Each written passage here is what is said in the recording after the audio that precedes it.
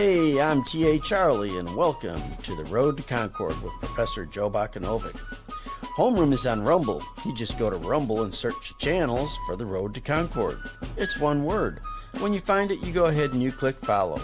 It might mean you got to set up an account, but it's fast, it's easy, it's free. I did it, you can do it.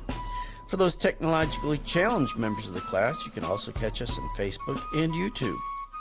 After the show, it's uploaded to Podbean, iHeartRadio, Spotify, and BitChute. Just look for The Road to Concord. You can go to the blog page, that's theroadtoconcord.com. That's where you'll find all your show notes, study notes, and handouts for the class. The phone is working. If you don't know how to call in, email us and we'll think about it.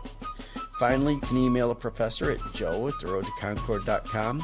He's a little slow, but he'll eventually get around to emailing you back. This show is currently mainly listener-sponsored.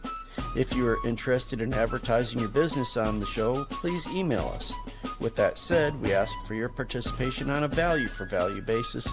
If you find our show of value to you, then you provide an equivalent portion of your labor and treasure through the donate link on the Road to Concord blog page, the show description on Rumble, and in the comments on the other streams. And thank you to all of you who have and will support this show.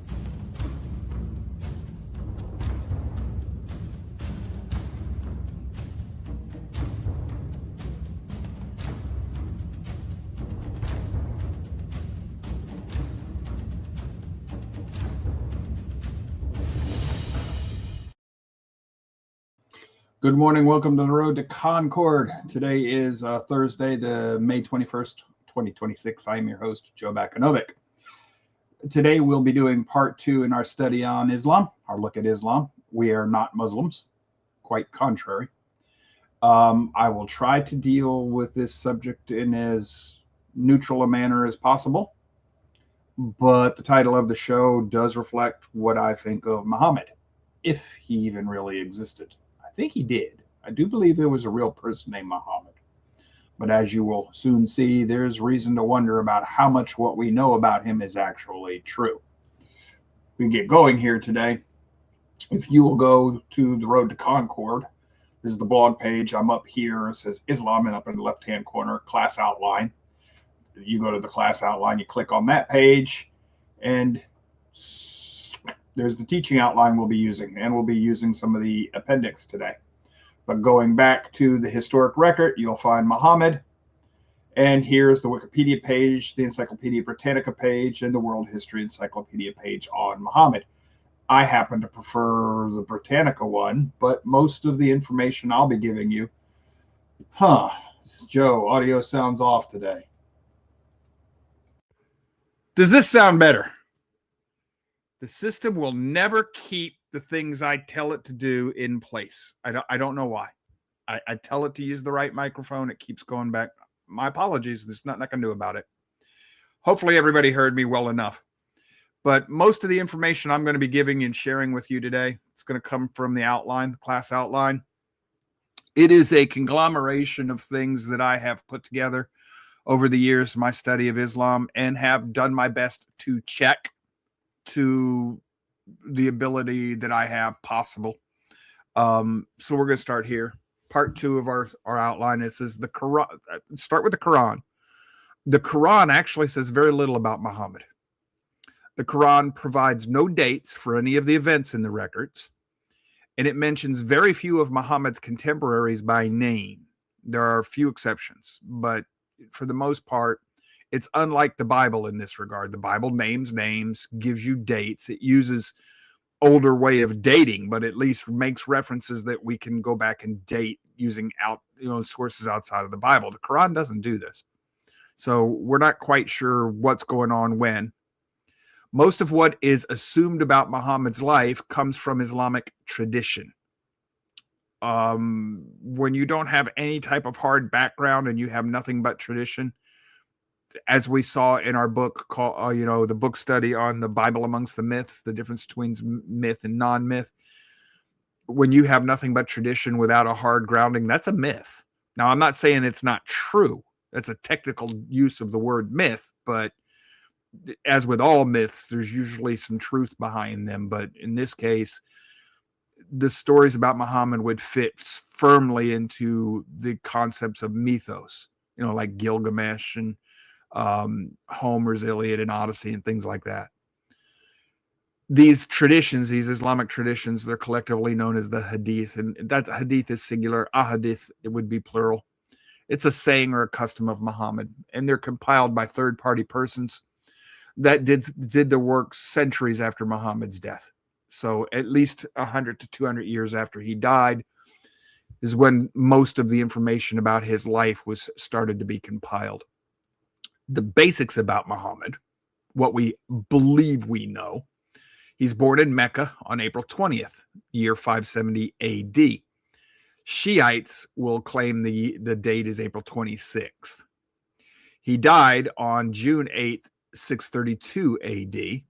He's believed to have been poisoned. Claims to have been able to trace a direct lineage to Ishmael. Supposedly that's what he claims, that he is the closest in appearance to Ishmael, and et cetera, et cetera, et cetera. He claims Ishmael as his lineage. Muhammad's family: he's a member of the Banu Hashim clan. This is a family of pagan priests in and around Mecca. His grandfather had to be talked out of sacrificing his father as a child, so Muhammad almost never was. His grandfather wanted to kill Muhammad's father way before, when he was still a child, way before Muhammad was born. His father, Muhammad's father, was a chief priest of the Quraysh, his clan and his tribe and everything. His father dies when Muhammad is 6 months old. 6 months rather before Muhammad was born, rather. So Muhammad never knows his father. His mother died soon afterwards. So he's an orphan. And he's raised by his grandfather, the same grandfather that wanted to kill his father. His name is Abdul Muttalib, and he's raised around age 6 is when his grandfather takes over. His grandfather is the chief of the Quraysh tribe at this time, which would also make him the chief priest of the tribe. Around the age of 5, he develops epilepsy while in the care of a Bedouin nurse named Halima Muhammad. And then at around age 6, Muhammad's care transfers to his uncle, Abu Talib. So you see, he's being bounced around a lot. He's what we would think of as being in the foster care system. Even in the ancient times when there's more care, more familiarity with people, this is still, at this age, the formative years, this is going to have an effect on folks. Muhammad's grandfather and uncle both teach him to be, quote unquote, lordly, like feudal lords, to exercise power, and they teach him to fast and to pray at certain times of day, facing Mecca and the Kaaba. Well, you see now, this practice of facing Mecca and the Kaaba, the black square, that's something Muhammad had in him from before he becomes a prophet, which tells us that these practices are part of the pagan belief system of the Quraysh tribe predating Islam. So by definition, this is syncretism. He's going to incorporate these pagan practices into the religion he's going to make and create. That's syncretism. So if you want to, as neutrally as possible, evaluate whether or not the man and his teachings are something you would consider to have come from the creator of the universe, well, the Bible says that syncretism is an abomination and that Yahweh, the God of Abraham, Isaac, and Jacob, hates it. And he'll even condemn you for it. Well, it's going to be a common practice for Muhammad. He's going to incorporate pagan practices into his religion quite often. So that makes you wonder, if he's going to incorporate pagan practices, is his God the actual one true God, or is his God one of the false or lesser gods of the fallen angels in the Deuteronomy 32 biblical worldview? I'm going to leave you to wrestle over that for yourself. His early youth, trading, shepherding, travels. So around the time of when he was 9 years old, Muhammad starts to travel by camel on trading expeditions. So he does travel the Middle East a little bit here. This is hazardous duty back then. There are lots of bandits on the trade routes that made their living by robbing the caravans. So he's kind of young to be doing this. But while he's on these trips, he visited many of the ancient Jewish holy sites. He stood where King of Salem, King of Jerusalem, came out and did obeisance to Abraham. This is Melchizedek or Melchizedek. He was shown where his great mother, Hagar, was said to have gone forth leading Ishmael by the hand. So he's supposedly where Hagar was, the traditions have it. He saw Damascus, Sinai, Mount Sinai. And when he returned to Mecca, he was filled with visions and dreams. So he's got a fantasy going now. He's got this fantasy life of who he wants to be. These great, aspirations, I guess, because these are not visions and dreams in the sense of prophet. These are just, he's been impressed by what he's seen. Now, his education, there's no record of Muhammad ever receiving any formal education. He's believed to be illiterate. And in the Qur'an and the Hadith, he says he cannot read or write. So he confesses to being illiterate, which tells you right away he didn't write one word of the Qur'an. He dictated it. The Qur'an calls it reciting. Other people have to write it down. Early on, his scribe is a Christian who later converts to Islam, but his scribe is a Christian until he leaves Islam and goes back to Christianity and then becomes a martyr, according to Islam, because Muhammad has him killed. He's an apostate. Once you join Islam, if you leave, you become an apostate. And Muhammad will command that apostates be killed even before the kafir, the non-believer, what we would think of as a pagan in a Christian world. So his early life is bound up and intertwined with Jews and Christians for quite a while before he turns against them. So he's believed to be illiterate. What education he did receive came mostly from his grandfather and his uncle. And that would have dealt mostly with pagan practices and priestly rituals of the Quraysh, but also with money making and trade practices, et cetera, et cetera. All right. So when he's about 25 years old, he's hired.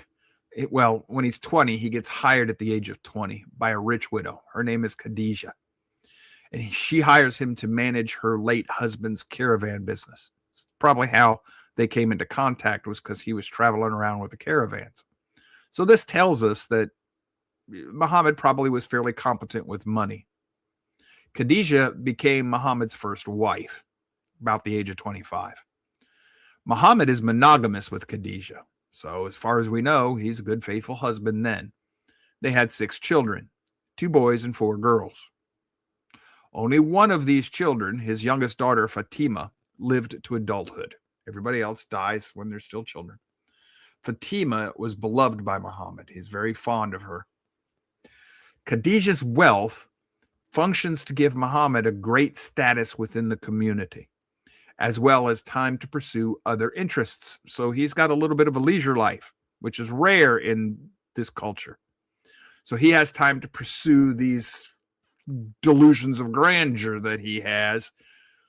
And at this point in time, he's not thinking about becoming, a prophet or some new leader of a new religion or anything. He's just impressed with the world. He's still kind of young. Now, his early career as a prophet, it's going to start about the age 40. So he's been with Khadijah now for 15 years. His first vision occurs while he's praying in a cave where he meets a jinn. This is an Arabic word, jinn. I've got demon in here in this case. And the jinn claims his name is Gabriel. Now, jinn don't look like human beings like angels. Jinn this is where you get the word genie. And a jinn can be either evil or non-evil. They don't necessarily be good, but it's not necessarily an evil or demonic being, but it can be. Jinn's kind of a neutral word, but they tend to show up looking like little green men. Pay attention to that. They tend to show up in a lot of Islamic artwork. They appear to be short, really skinny, large-headed, green man-like looking creatures. Like the greens in UFO lore. Yeah, jinn. Okay. So Muhammad reported that the jinn attacked him and pressed down on him so hard he could barely breathe. Attacks him 3 times in the first meeting. At first, Muhammad thought he was demon-possessed. He even tried to throw himself off a cliff because he thought he was possessed. Khadijah stops him from doing this. But this attempt to kill himself by throwing himself off a cliff, that's going to become a recurring theme in his life. In their culture, in the Arabic culture, if you start reciting and things like this, you become, it's connected to the idea of being a poet. It's thought that only, poets have to be possessed. You're only possessed, only a poet if you're possessed. So this actually apparently scared him early on. Okay. Legitimately scared him because he wasn't thinking in this direction. But his delusions of grandeur and his free time and his wealth might have made him and his relative ignorance, meaning uneducated, might have made him a prime target for this jinn. So Khadijah convinces Muhammad that he has had a vision and has been chosen. Khadijah had a Gnostic Christian relative who it is believed may have helped to influence this interaction between Khadijah and Muhammad. I've run into reports of this Gnostic Christian. He's got a name. I didn't put it in here. But I've run into several reports within Islamic and outside of Islamic writings that seem to at least accept that this character exists. And he's not the scribe. The scribe, from what I understand, is going to be a different man. So Muhammad has 3 such encounters with Gabriel before he accepts that he has been chosen. So it takes a while, and Khadijah has to work to keep him from killing himself. But it is at this point that Muhammad starts to refer to the jinn as an angel. So it wasn't until after he decides, okay, I'm chosen to be a prophet, now he starts calling Gabriel an angel. So it took Khadijah and her Gnostic friend and 3 visits to finally decide, okay, this is an angel. Florida, Charlie's on board here saying, OMG, this parallels Joseph Smith's vision. Wow. Yes, Charlie. This early on with Islam really actually, Joseph Smith parallels Islam all the way down to the polygamy and a whole bunch of other things. So Muhammad starts to refer to the angel, the jinn, as the angel Gabriel. It's at this point that Muhammad says he has been chosen to restore the Qur'an, the original word of Allah. Now, the angel tells him that there was the Qur'an, and then the Bible is legitimate. And for the first 3 years, Muhammad's going to tell his followers, read the book. That's what he calls the Bible, the book. And Christians and Jews are people of the book. And he will tell his followers, you need to read the book for guidance and light. And we'll cover this later when we go over the Quran and all. But he also says that Allah gave the Bible to the people of the book for guidance and light. And he rightly defined it. And he's going to, without really saying it, he kind of implies that the Quran predates the Bible, but they're one and the same. Now, he never abrogates that. At no time does Muhammad turn around and say, oh, well, the Bible's become corrupted. He never says that. What will become said is you have to properly interpret it. Charlie, does that sound familiar?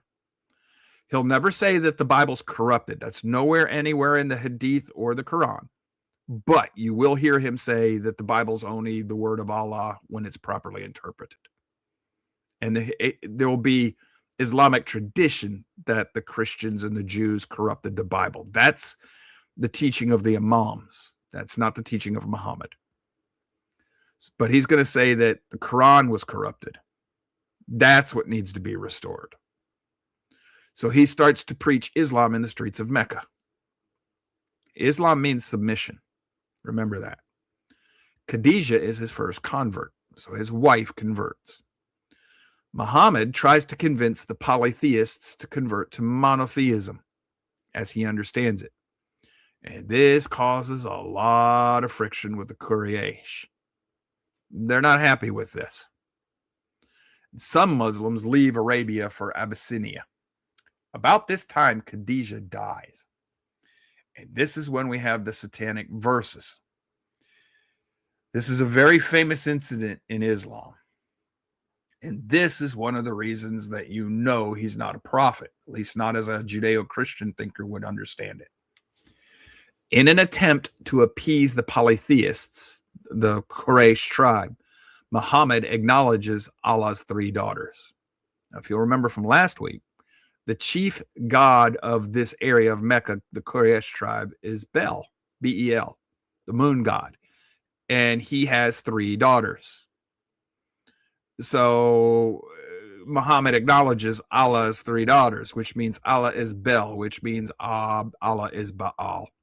Because you can trace Bel directly to Baal in canon literature. So Allah is Baal. And I guess he's got three daughters in Mecca. This causes some of Muslims to want to kill Muhammad, some of his early converts, because he's been preaching this monotheism and they've accepted it. And that prompts Muhammad to declare that Satan had taken hold of him and caused him to utter those acknowledgments. So Satan caused him to utter these falsehoods. If you're a true prophet, the Creator guards and guides you and protects you from Satan, which means if you're a true prophet, you're never going to utter anything that's not true because you have divine protection. So he recants, and the satanic verses are purged from the Qur'an, but they're still recorded. You can still find them. Muhammad then has his night vision, in which he claims to have gone to heaven and spoken with past prophets. Hold on just a second here.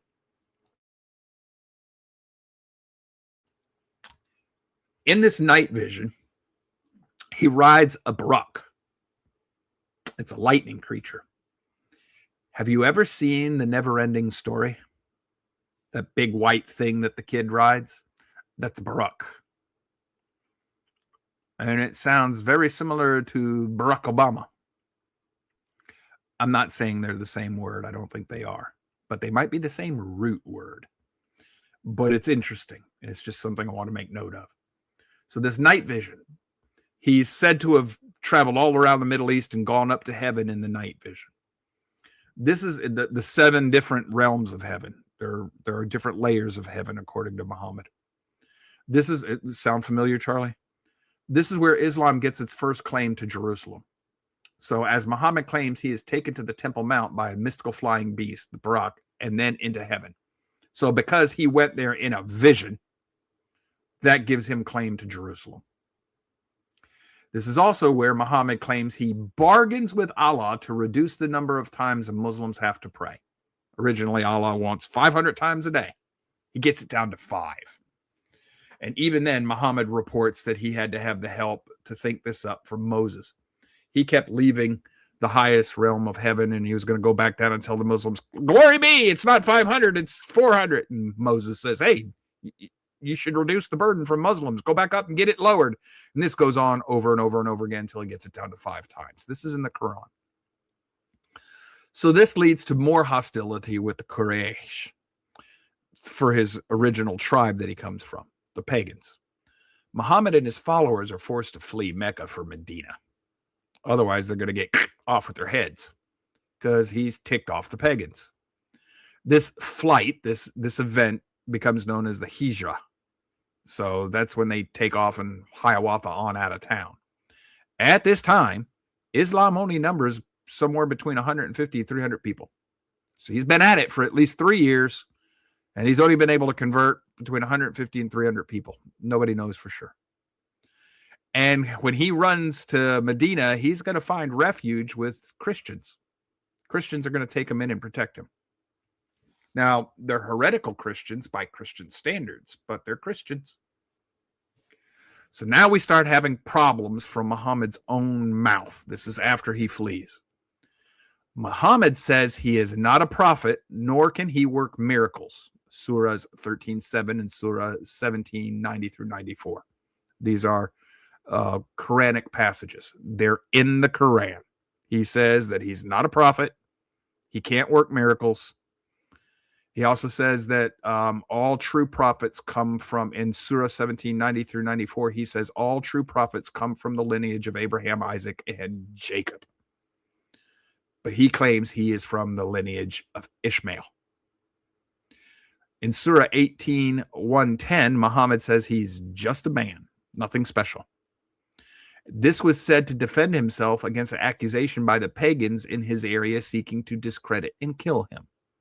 This is where the idea of taqiyya is going to start, being able to lie to preserve your life. The Bible doesn't give you that permission, especially lie about Yahweh's word.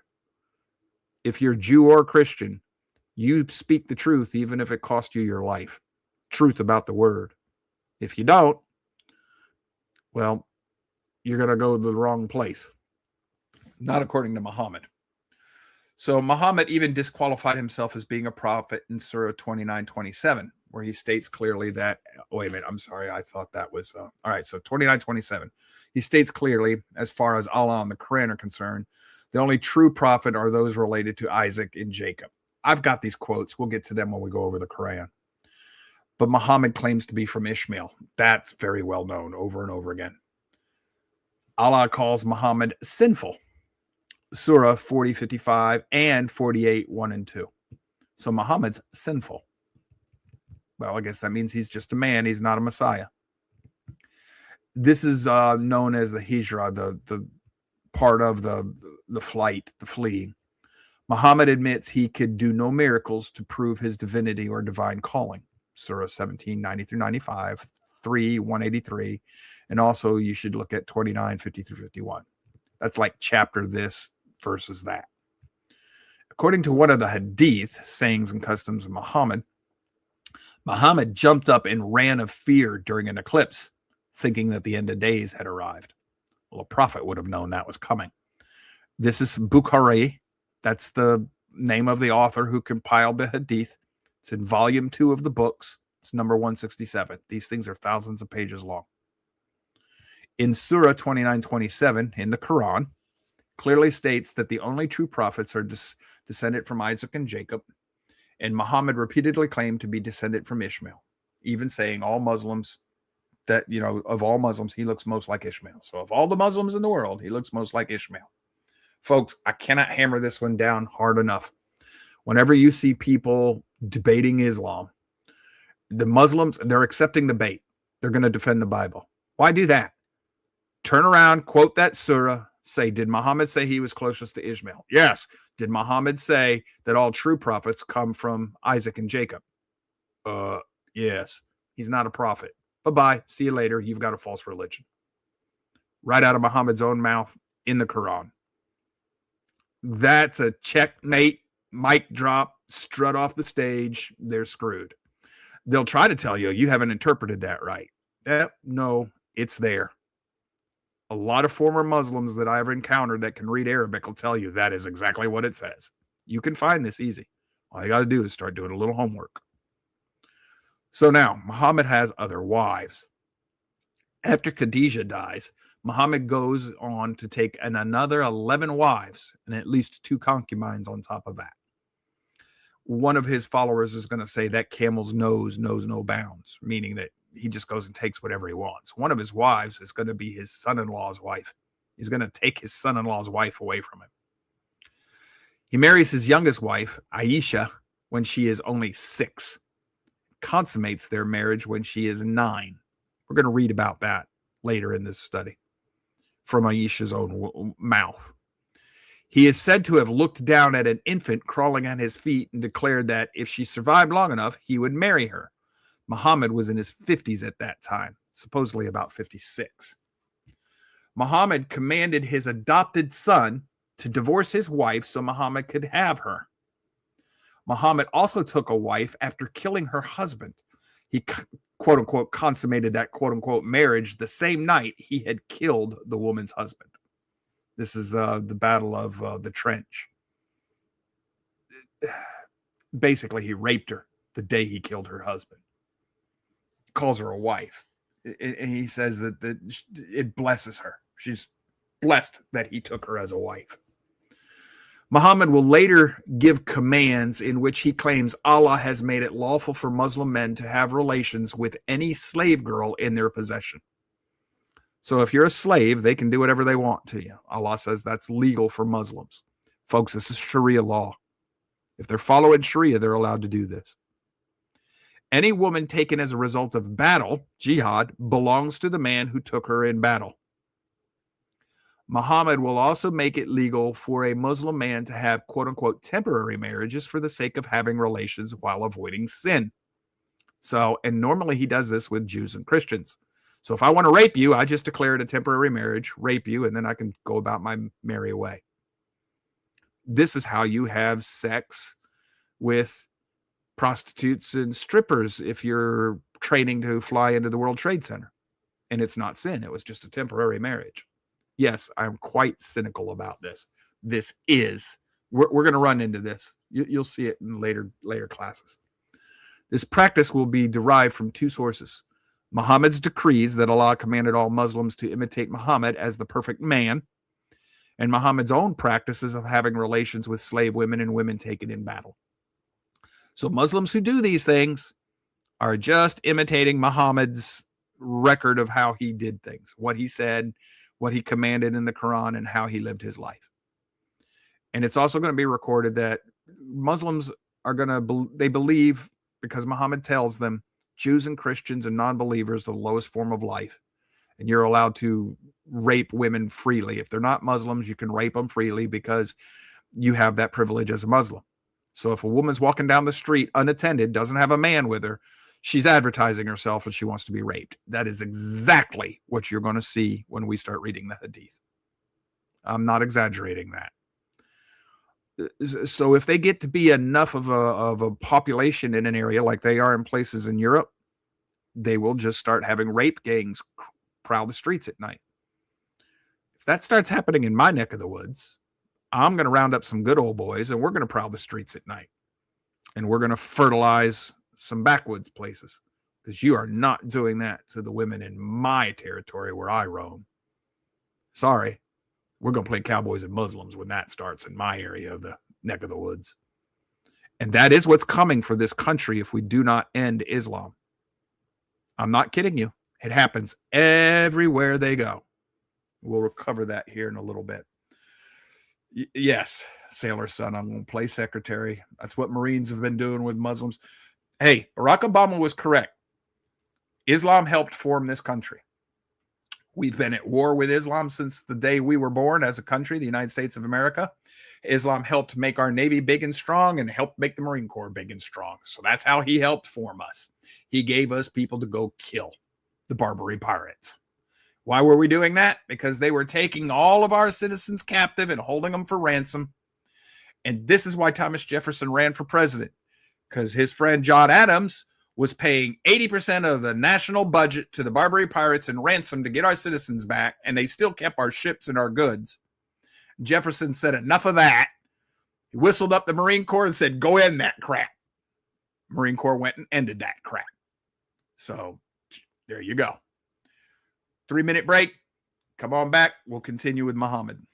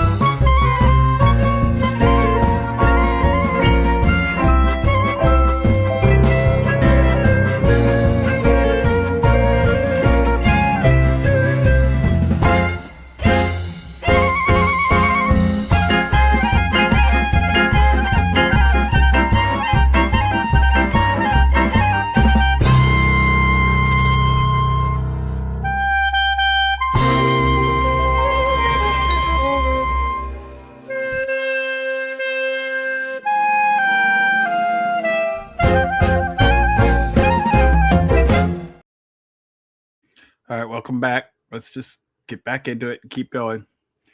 Now, this is where Muhammad turns into a warrior prophet. In Arabia at this time, amongst the pagan nations, there was a time during the year, time of fasting. It was a religious thing. You didn't go to war. Okay, all fighting ceased.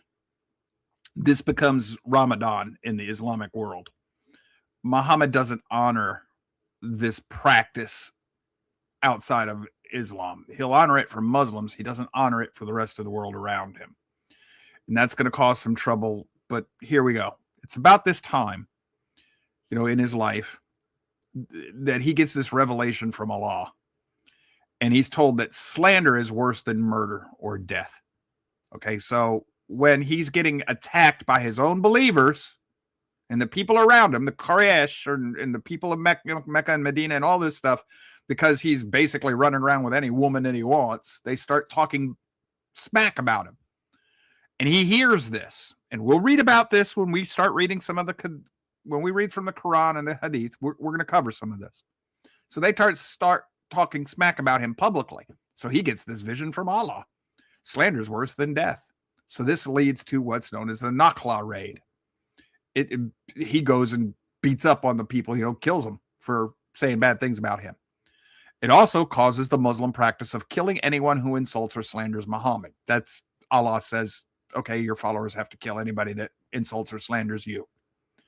Muhammad actually says Allah has made this a command. So whenever you say anything about Muhammad, if they hear me, they're supposed to come get me because they're going to take everything I'm saying as slander. So they're supposed to come kill me. They've tried to do this in the past. The last time I taught this might happen again. I'm going to rely, if it's my time, nothing I can do about it. If Yahweh wants to keep me, he'll preserve me. All right. So when he goes and he has this attack, when he raids this little village area, this group of people that have been giving him a hard time, he has another revelation about booty, the spoils of war. Muhammad says that Allah makes it legal to take booty as a result of jihad. Up until this time, that's just theft. What this actually does now is it legalizes attacking people who are not Muslims and taking their goods, and then just calling it jihad, the spread of Islam. The jihadi keeps 80% of whatever they take. Muhammad gets 20%. So twice of what Yahweh wants. He gets 2 times the tithe. And that includes the right to choose any women that you took. So if you're a Muslim jihadi and you take 3 of the most beautiful girls in the world, Muhammad can come take them from you. And we're going to see where he does this. Muhammad's followers quickly grew to some 10,000 in number. I mean, just boom, his numbers multiply. Because now there's a financial gain to being a Muslim. He lived in a desert where it was very hard to scratch out a living. You had to work your butt off to live in this place. Still do. But as soon as he makes it legal to raid a caravan in the name of jihad and take 80% of what they have and give Muhammad 20% of what you take and everything, well, hey, he's got converts all over the place now. And he promises that if you die in the act of trying to rob these people, you go to heaven. Where you get, it's not 72 virgins. It's 2 translucent skinned permanent virgins and 72 white raisins. Yeah. So where do they get the 72 virgins? Well, the same place you get the idea that Jesus did away with the law. It's the teachings of men, of imams, people who are trying to recruit. I'm just reciting what a former Muslim and another current Muslim both tell you when they read the Arabic from the Quran. So make of that what you will. Yes, ma'am? Would the 72 white raisins be a metaphor? No. This, in their culture, in their world, most raisins are, most grapes are purple. The white raisin is a delicacy. So this would be like me telling you, I'll give you 72 cans of caviar. Huh. That's what I thought too, but revelation for assassination. Muhammad then makes assassination of Islam's enemies legal. So that comes from Allah too. Oh, it's okay to kill anybody that, so my life's now in danger. He also gives Muslims permission to lie and deceive in order to make this possible. So he's expanding taqiyya. When we go through the key phrases and terms for Islam, you're going to run into taqiyya, where you lie in order to spread Islam. Now, it starts by lying to preserve your life. There are 5 or 6 different terms about lying in order to spread Islam. So what a Muslim will do is say, no. The taqiyya doesn't cover lying to spread Islam. It's just to spare your life when you're in danger. Yeah, you're right. And there are 4 other words for lying to spread Islam.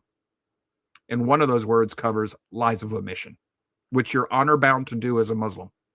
So in other words, they won't tell you the whole truth in order to hide the whole truth so that they can spread Islam.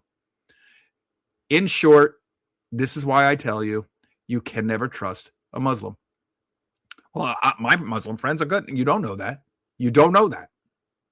You do not know, and you cannot know that. Not for sure. Never. Sorry. It's the way it is.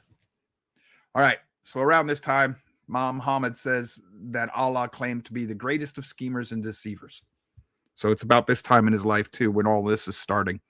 The greatest deceiver and schemer, that's what the Bible calls Satan. Muhammad says that Muslims can break promises, break treaties. Matter of fact, you're commanded. You can make a treaty with a non-believer, but you cannot keep it for more than 10 years. You must break it within 10 years. And other agreements, if it is more profitable to them to do so. So they're very good ferenge, laws of acquisition. And the laws are always interpreted in your favor no matter what. We'll cover more of this as we continue.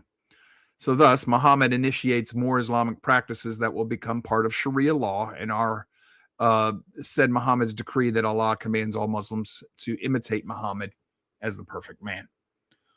All this because part of Sharia becomes part of Sharia law is still in force today. We'll cover that in a later show. Even the red beards go back to imitating Muhammad. You see Muslims dye their beards red. It's probably because Muhammad's beard had turned gray. He dyes it red when he's on jihad. Right there. Muhammad dyed his beard red to hide the gray. Today, many Muslims dye their beards red in imitation of Muhammad. Muhammad also starts to develop. This comes from his delusions of grandeur. Okay. Not to become a religious prophet, but to be a great man. He was raised to be lordly, be a king. Now he starts wanting to have an empire. So Allah decrees jihad for all Muslims until there is only Islam. So if people tell you jihad is an inner struggle, swing and a miss. That's not what Muhammad said. Muhammad and he wants the entire world to become Muslim because, quote unquote, the whole world was originally Muslim and the Jews and the Christians took it from them. So they have a right to any and every piece of land in the world because it was taken from them. Muhammad and his followers returned to conquer Mecca and then go on to conquer all of Arabia. All told, Muhammad leads 27 battles or orders at least 48 more. Only 2 of these were defensive. And if you consider defensive, because he caused the reason for people to attack him. So even if you're going to give him credit for, you're going to dismiss those 2, 46 of these battles were, 48 and 25. So you got 70-something fights. Ordered by Muhammad, mostly for booty or revenge, because he was tired of people saying things about him and he was wanting to spread his kingdom. And this is why I tell you, it's not about a religion. This is not a religion. This is a governmental system. And he says, I am victorious by terror or through terror. In other words, he uses terror to spread Islam and to conquer his enemies. Muhammad dies on June 8th, 631. He's believed to have been murdered. He leaves no order for secession of command. This is what starts the Sunni-Shia rift in Islam. Sunnis believe that Muhammad's second in command was their rightful heir to Islam. I forget what his name is. But Shia believes it was the direct bloodline of Muhammad that was rightful clan. We'll cover this later, but it's a cousin or something of his. He was a child at the time he comes to power. And he literally says the first 3 caliphs after Muhammad, he rips them up and throws them away. He said they never existed. So that's a little horn ripping up 3 bigger horns. And this starts the Sunni Shia rift, and they fight over who's supposed to control Islam according to bloodlines. Doesn't sound familiar to anybody, does it? So there's no complete Qur'an at this time either. The Qur'an doesn't exist. And then I have Appendix C, which is the chronology of Muhammad's life. So we're going to go to that. He's born 570, Muhammad born in Mecca. 595, Muhammad marries Khadijah, who later became the first Muslim. Khadijah was rather wealthy, as we said, freed Muhammad up to pursue his religious interests. Around the year 610 AD, Muhammad receives what he comes to believe is his first visitation from Gabriel and revelation from Allah. It was after his quote-unquote visions started that Muhammad's wife and a Gnostic Christian relative of hers helped to convince Muhammad that he was the last prophet. 613, Muhammad he is the comforter. When Jesus said that after he's gone, he's going to send the comforter, that's Muhammad. And the reason you know that Muhammad is the last one, where the government will be upon his shoulder, is because Muhammad had a large mole on his shoulder. And that's what the Bible was talking about. The government is the mole. The mole is the government. It's on his shoulder. That proves that Muhammad is the Messiah. And that's how they read the Bible. Yes. So there you go. 613, Muhammad begins preaching Islam publicly in Mecca. 615, friction with the Quraysh causes some Muslims to leave Arabia for Abyssinia. 619, that's going to be Abyssinia. That's going to be over in the area of the Sudan and not Sudan. Yeah. It's going to be on the other side of the Arabian Peninsula. There's some Christian areas in there too. 619, Khadijah dies. Also 619, the Satanic Verse incident. 620 AD, the night journey. Muhammad reports that he has been carried to paradise and has met other prophets. 622, the Hijra. Muhammad and the Muslims flee to Medina. 622, Muhammad consummates his marriage with 9-year-old Aisha. 624, the Nakhla raid and the beginning of violence in the name of Islam. This raid establishes the principle that persecution and slander against Islam is worse than killing. So it's worse than murder. That's from the Quran 2, verse 217. The Battle of Badr. The Muslims overcome great odds to defeat the pagan Meccans. It was after this battle that Muhammad told Muslims to fight and behead their enemies. That's in the Quran 47:4. Muhammad also admonished those who refused to fight. Quran 47:20. He calls you less than a Muslim and in some cases deserving of death if you refuse to fight. You have to remember, the Quran is not in chronological order. So just because chapter 47 comes way after chapter 2, that doesn't mean anything. So the chapters are not in chronological order. They're in the order of which one's longest, which one's shortest. In 624 AD, Muhammad and the Muslims begin to besiege the Jewish Kainuka tribe and exile them from Medina. So he comes and attacks Medina. It's about this time that Muhammad started to take a harsher stance toward the Jews, Quran 8:58, and the Christians, Quran 5:17, 4:157, 5:116, 5:14, and teaches that assassinations are sanctioned. This is found in the Hadith. The Battle of Uhud. The pagan Meccans defeat the Muslims. After this battle, Muhammad admonishes the Muslims for focusing on booty rather than devotion to Allah. Quran 3:152. They lost because they weren't Muslim enough. This is where that comes from. The only reason Islam lost is because you were not Muslim enough, pure enough. That's the Shia.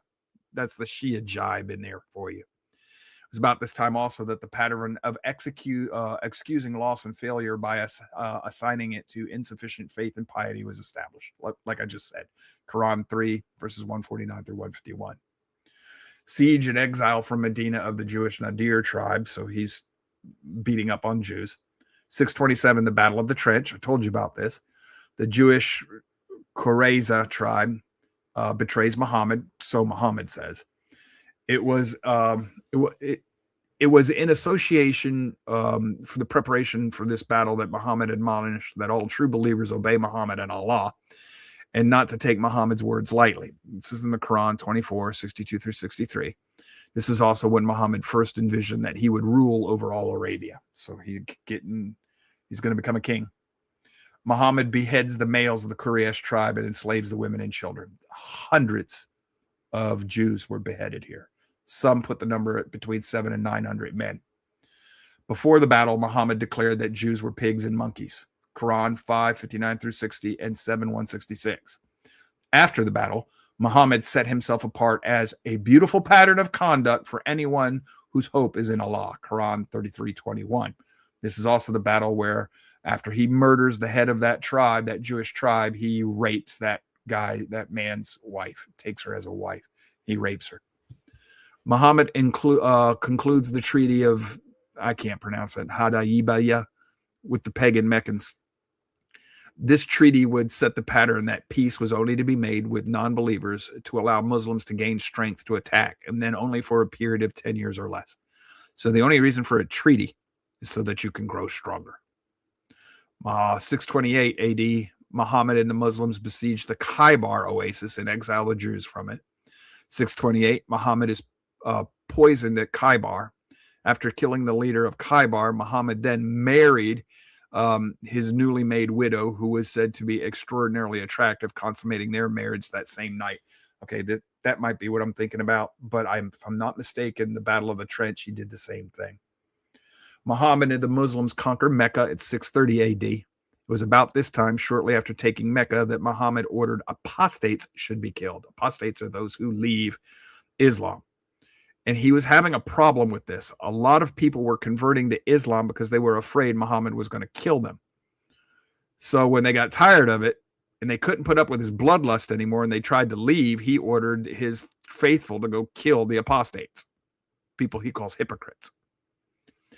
Comment from Charlie says there are a lot of parallels with a man with a funny mustache also. Yes, Hitler once bemoaned the fact that he inherited Christians instead of Muslims. He said that the Muslim religion was better suited to his warrior ethos.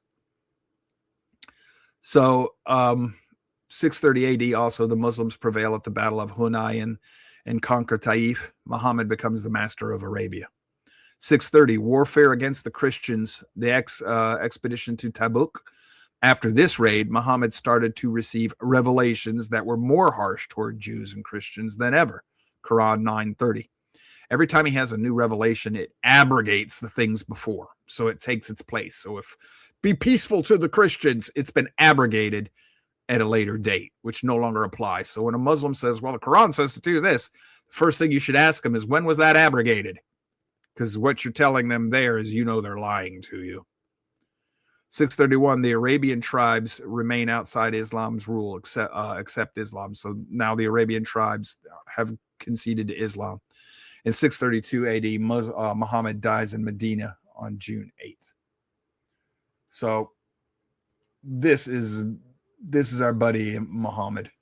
Comment on the board from Boopa73. Joe, when people speak, are we not supposed to take them for their word, such as they want to rob, steal, and kill? I would take them at their word when they say things like that, because that's what Muhammad commanded or authorized them to do. But when you're dealing with a Muslim, you don't know. If you're dealing with a faithful Christian, he's not going to lie to you. He's not going to bear false witness. If he's faithful, he's not going to try to steal from you. He's not going to try to take your wife. He's not going to take your property. He's not going to murder, not going to rape. If you're dealing with a faithful Muslim, you don't know any of this. You cannot know when they're telling you the truth and when they're not. Even a Muslim within Muslim can't always know. This is part of what's behind the Sunni Shia rift. So you're going to have to wrestle this one out for yourself, Boopa. I just don't know what to do with this. This is why Obama can tell you, hey, I'm a Christian. That's takia. How do you accept Christ, the biblical Christ, without renouncing Islam, which is exactly what Jeremiah Wright said he helped Obama do? You can't do that. You can't. The Bible itself would tell you that Allah is Baal, false god. So if you're worshiping Baal, Bel, Allah, you're not worshiping Yahweh, the God of Abraham, Isaac, and Jacob. Muhammad already told you this. He says, I'm a false prophet. I'm teaching a different Jesus and a different gospel. That's to be accursed. So what do you do with these people? I don't know. But I know this. The Bible does not teach suicide. There's nothing in the scriptures that tells us we have to accept the slaughter of Yahweh's people. That's not there. You have to seek Yahweh's guidance and approval and his help with your defense, and you have to do it as a nation. That's taught in the scriptures. But the idea of tolerating, the Bible tells you, do not be unequally yoked. Christianity, Judaism, the Judeo-Christian ethic cannot be yoked with Islam. That is an unequal yoke. And this is part of why certain people groups it was commanded to exterminate them in the Bible. Now, that's not the Ishmaelites. We were told the Ishmaelites were going to be a problem. We were flat told it's in the prophecy of Ishmael, who he is.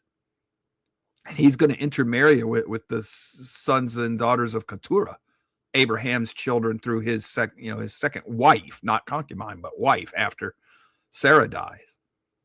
And we're paying the price for all of this right now. What you do with this, I don't know.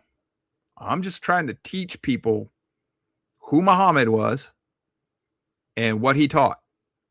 Next week, we're going to cover the Qur'an and the Hadith. And you're going to see a little bit more about how the Qur'an is organized, structured, what the Hadith are. You're going to run into some problems with the Qur'an. There are 3 major editions that are still surviving. If you read all 3 side by side, they do not agree with each other. At least a third of them in each one of them contradicts or disagrees with the other. It's not found in it. So 1/3 of each book is not found in the other 2. Comment on the board from Sailor's Son. All I can say is honor the threat. Yes, you should. And then another comment from Sailors, be prepared to defend your women. Law enforcement can't, and the jihadical system has infiltrated it. Yes, it has.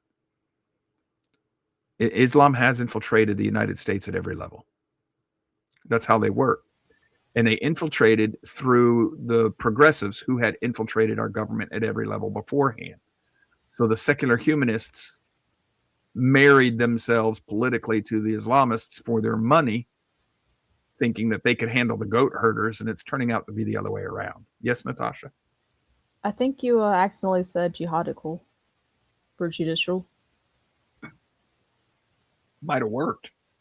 Freudian slip. Yes. I'm getting old. I don't speak straight no more. Thanks for pointing that out. Keep me honest. And yes, they do use our Constitution against us. They do. They even say so. So this is where I'm going to cut off for today. Next week, we're going to cover the Quran and the Hadith. And you're going to see that you can't trust the Quran or the Hadith. They're not like the Bible. You can show that the scriptures are essentially the same today as they've always been. You can't show that about the Quran. And the Hadith? The Hadith tell you that a lot of the Hadith were lost. A lot of the writings for the Quran were lost. Aisha, the young daughter, even said that after he died, one of the sayings was eaten by a goat. They used to write them down on stones and palm frond leaves and everything.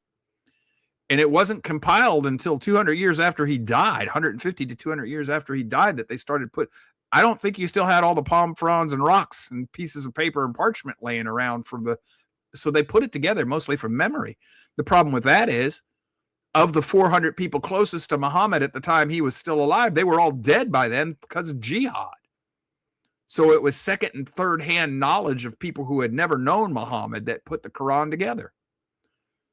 So the Quran was not written by Muhammad. Try getting a Muslim to admit that. And the Hadith gets even worse. So we'll cover that in detail next week. But the problem you have here is that followers of Muhammad believe that the Quran is inspired and protected by God, and that the Hadith are accurate and real because they trace their lineage. We'll get into all of this next week. go from there, provided I'm still alive. A true religion does not have to kill you because you disagree with it or point out its problems and its weak points. And by religion, I don't even mean of the one creating God. I mean, even if it's a man-made religion, a true religion doesn't have to do that. That's the nature of cults and tyrannies, which is why the word Islam means submit.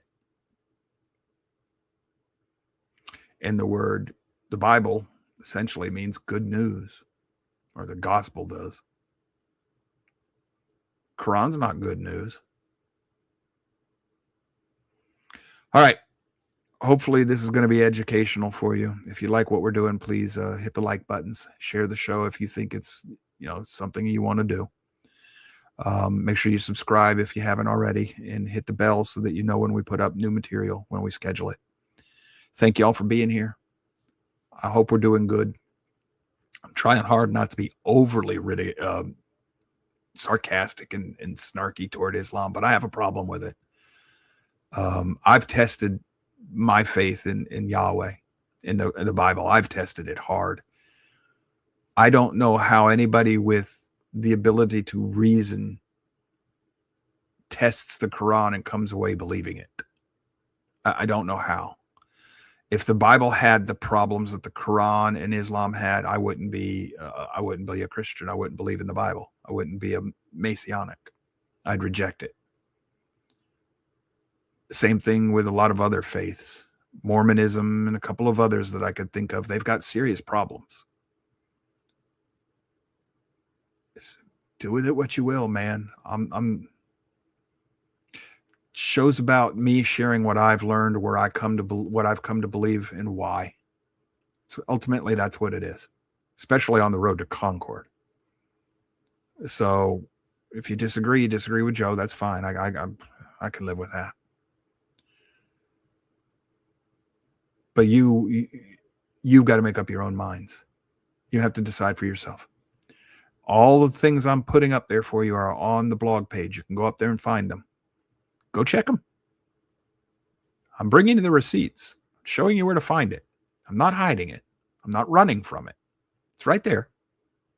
Even pages of the Hadith and Qur'an are already posted. Go look.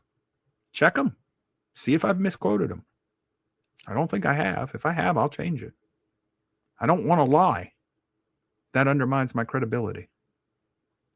If I've misunderstood, okay. But I'm not going to let a Muslim tell me I've misunderstood, because I know he can lie to me.